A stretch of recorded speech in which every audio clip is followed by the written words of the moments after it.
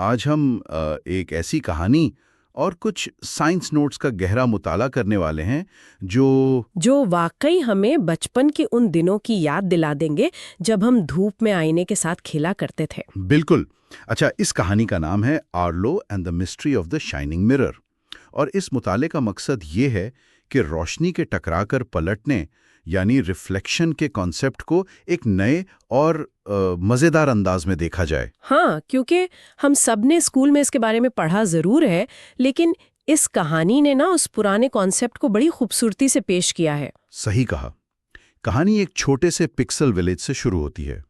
वहाँ आर्लो नाम का एक लड़का है जिसे नई चीज़ों को जानने का बहुत शौक है और उसे ज़मीन पर एक चमकदार आईना मिलता है। और जैसे ही सूरज की रोशनी उस आईने पर पड़ती है, रोशनी की एक किरण टकराकर करीबी एक दीवार पर जा लगती है। चलिए इसको खोलकर समझते हैं।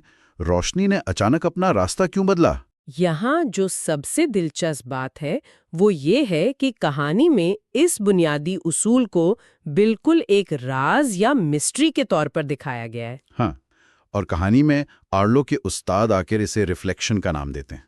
और इसको मजीद वाजे करने के लिए वो जो तजुर्बा करते हैं वो काफी मजे का है। बिल्कुल, वो एक छोटी फ्लैशलाइट का इस्तेमाल करते हैं, उसकी रोशनी आईने पर डालते हैं और रोशनी टकराकर सीधा एक दरख्त पर जा पड़ती है। ये एक ऐसी मिसाल है जो हमने शायद स्कूल की लेबोरेटरी में खुद भी करके देखी हो, या शायद किसी की आंखों में आईने से धूप डालते वक्त शरारत के तौर पर तजुर्बा किया हो। हाँ हाँ, सच कहा।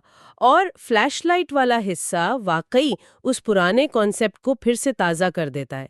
कहानी में उस्ताद जिन दो रेज का जिक्र करते हैं, इंसिडेंट रे यानी आने वाली किरण और रिफ्लेक्टेड रे यानी टकरा कर पलटने वाली किरण।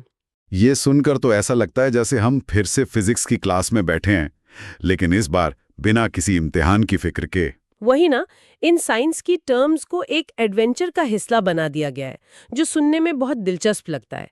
यही इस कहानी की खासियत है कि ये इन टर्म्स को बोझल नहीं बनने देती। सही बात है। इंसिडेंट रे और रिफ्लेक्टेड रे सिर्फ किताबी बातें नहीं रहती, बल्कि उस कहानी के अंदर एक जिंदा तजुर्बा बन जाती हैं। जब आर्लो इन किरणों को अपनी आंखों के सामने रास्ता बदलते देखता है तो उसे एहसास होता है कि रोशनी हमेशा सीधी लाइन में नहीं चलती। अगर उसके रास्ते में कोई चिकनी सतह आ जाए तो वो बाउंस करती है। तो इस सब का मतलब क्या है? कहानी में जब आर्लो खुद आईने को पकड़कर हिलाता है तो वो देखता है कि दीवार पर रोशनी भी उसके साथ हरकत कर रही है। एक तरह से वो रोशनी की सिमत को कंट्रोल कर रही है। यहाँ ये वाज़ेह होता है कि आईने या रोशनी का टकराना हमें चीज़ों को देखने में मदद करता है। और ये कोई नई साइंस नहीं है, लेकिन इस कहानी के जरिए इस पर दोबारा गौर करना वाकई एक मज़ेदार तजुर्बा है।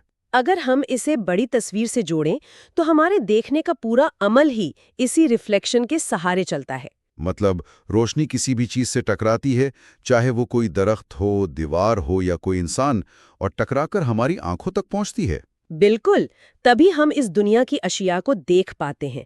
ये बुनियादी उसूल हमारी रोजमर्रा की जिंदगी और बिनाई के लिए निहायत अहम है। बिना रिफ्लेक्शन के हमें अंधेरे के सिवा कुछ नजर नहीं आएगा। ये कहानी याद दिलाती है कि रोजमर्रा की जिंदगी में जो चीजें हमें आम सी लगती हैं, उनके पीछे कितनी जबरदस्त साइंस काम कर रही होती है। सही बात है।